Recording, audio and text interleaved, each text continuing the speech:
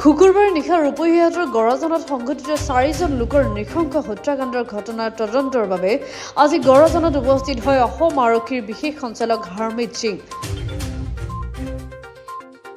তেওঁৰ সৈতে ঘটনাস্থলীত উপস্থিত থাকে নগাঁও আৰক্ষী অধীক্ষক। বিশেষ আৰক্ষী সঞ্চালকৰ সৈতে অহা আৰক্ষীৰ দলটোৱে ঘটনাস্থলী পৰিদৰ্শন কৰে।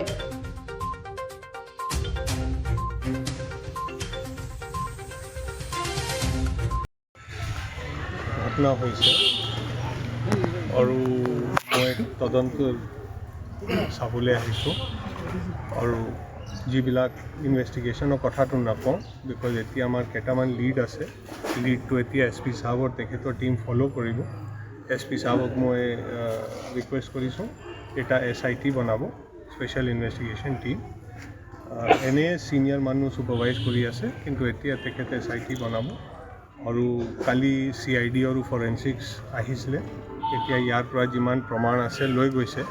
এতিয়া লেব ৰিপৰ্ট আহিব, ফৰেনচিক্সৰ ৰিপৰ্ট আহিব, ফিংগাৰপ্ৰিণ্টৰ ৰিপৰ্ট আহিব।